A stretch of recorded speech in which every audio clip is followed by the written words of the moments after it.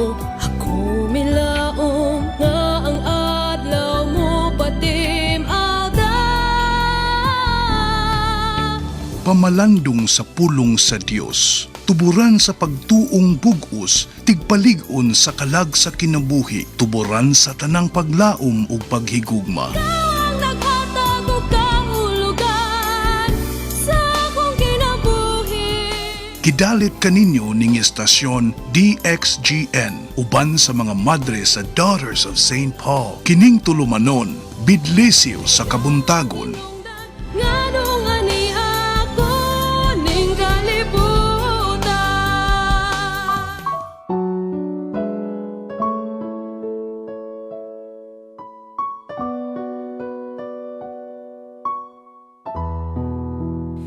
Bantahi ako ingog kalimutaw sa imong mata.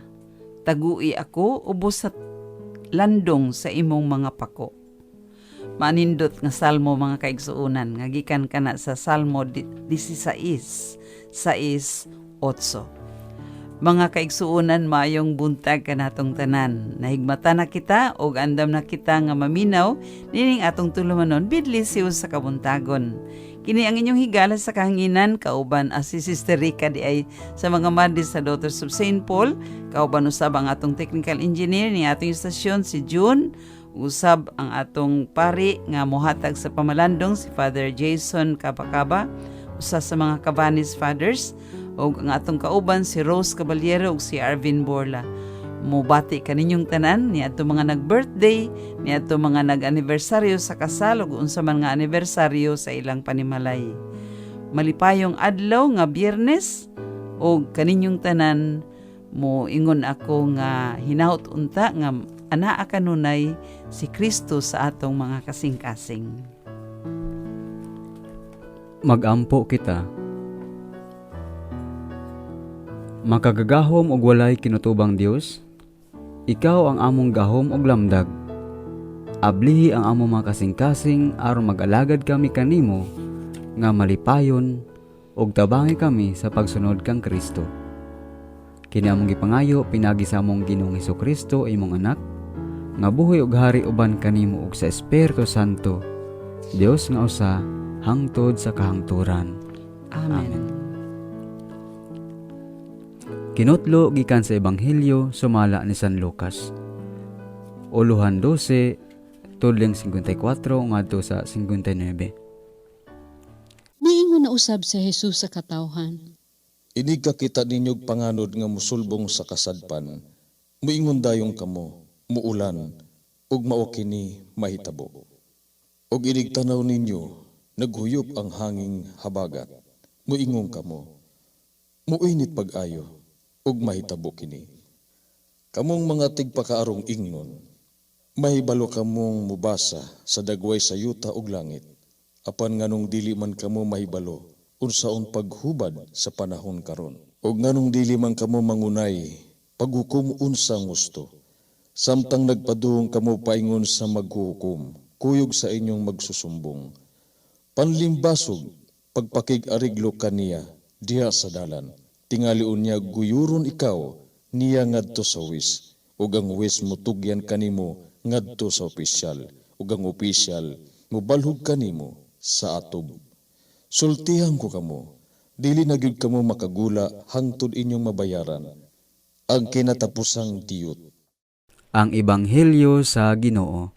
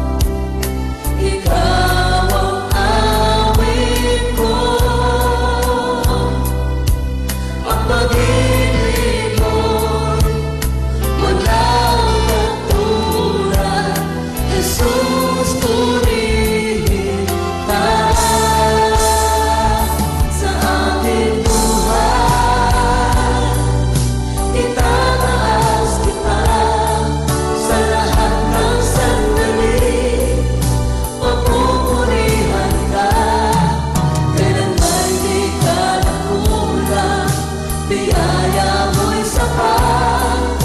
Panginoon, minamahal kita. Sa aking buhay, itataas kita.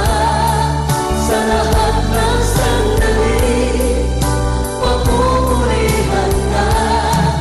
Kailan may di ka nagkulang, biyaya mo'y sapat. Panginoon, minamahal kita.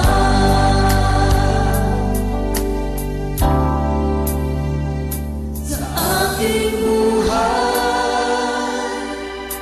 itataas kita. Sa lahat ng sandali, papupurihan ka.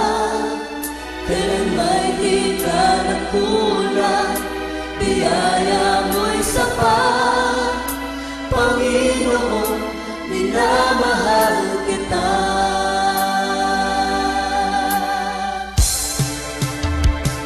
Sa aking buhay, itataas kita. Sa lahat ng sandali, papupurihan ka. Kailan may di ka nagkulang, biyaya mo'y sapat. Panginoon, minamahal kita. Kailan may di ka nagkulang, biyaya mo'y sapat. Panginoon, minamahal kita. Kailan may di ka nagkulang, biyaya mo'y sapat. Panginoon, minamahal kita. Panginoon, minamahal kita. Panginoon, minamahal kita.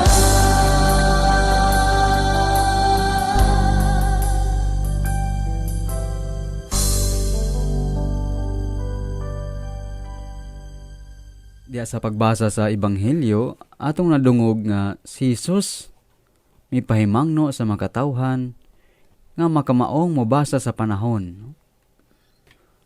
Pagtanaw pa lang sa panganod, kahibalo sila kung muulan or kung kini mo init or kung asagikan ang horos sa hangin, habagatan ba o sa silangan. Apan, dili makamaong mobasa sa panahon sa presensya sa Dios. Dili maka-acknowledge sa presensya sa Dios diha kanila, diha sa ilang kinabuhi.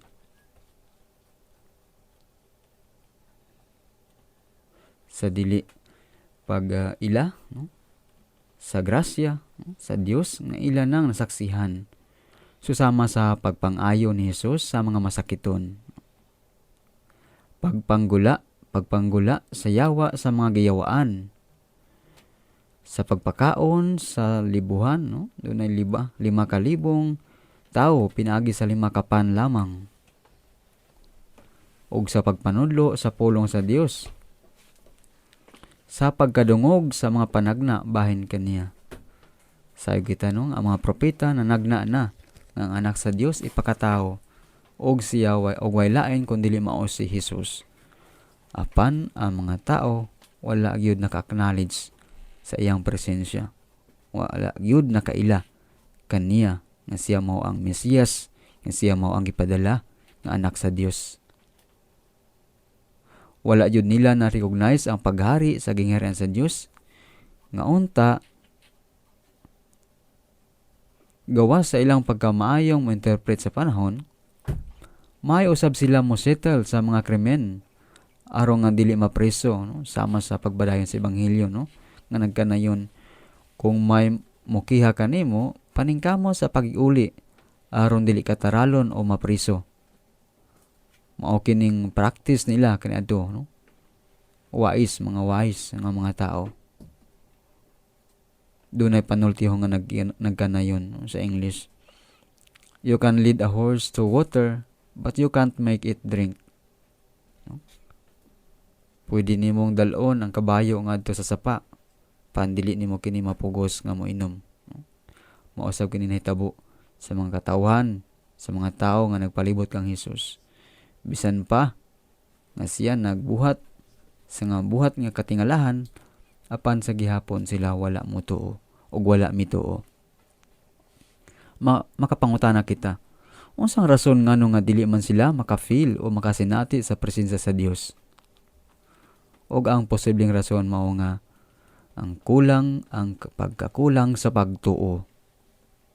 Wala sila pagtuo sa anak sa Dios nga mao si Kristo.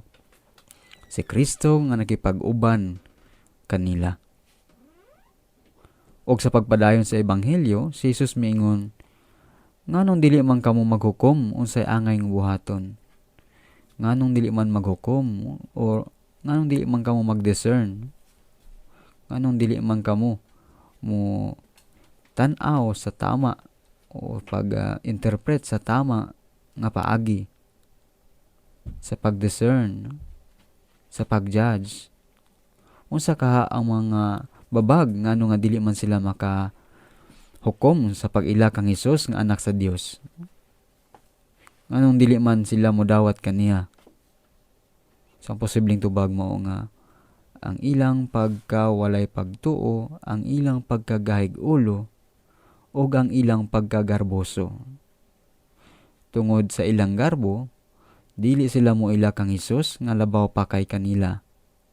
Tungod kay alang kanila, si Hesus usa lamang ka pobre o giyano nga anak sa usa ka panday nga mao si Jose. Pamalandong. Sa matag panghitabo sa atong kinabuhi, maayo man o dili, ato ba kining giila nga kabubuton sa Dios? Ang Ginoo ba ang atong kalig-on sa higayon nga kita maluya sa atong pagtuo, paglaom o paghigugma? Magampo kita. Magampo kita sa Dios Amahan, nga nagbuhat sa langit ug sa yuta, nga puno sa iyang matilimadan, sa matag pangamuyo kita moingon. Pasabta kami, Ginoo. Nga ang simbahan kanunay maaninaw sa mga timaan sa panahon, aron iyang masabtan ang tukma nga mensahe sa Dios. Magampo kita sa Ginoo. Pasabta kami, Ginoo.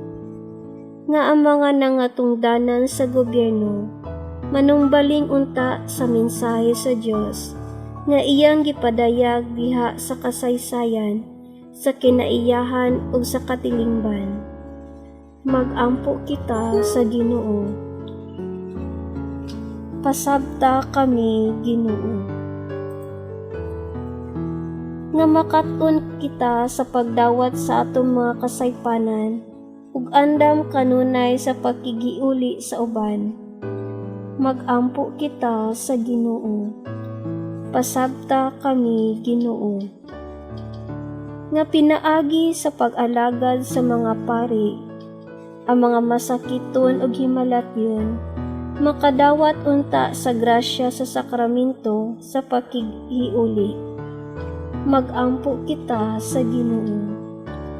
Pasabta kami, Ginoo. Langitong Amahan, pasabta kami sa imong mga mensahe, aron kami makatuman sa imong kabubuton, pinaagi ni Kristo nga among Ginoo. Amen. Mga higala, mayong balita na po ang atong nadunggan karong adlaw, karong buntaga. O hinaot nga kining maayong balita nga naisangyaw usab sa atong bisita nga si Father Jason Kabakaba, usa sa mga sakop sa Cabanis Fathers. Makatabang nga mabansay nato adlaw-adlaw kini nga mga mensahe.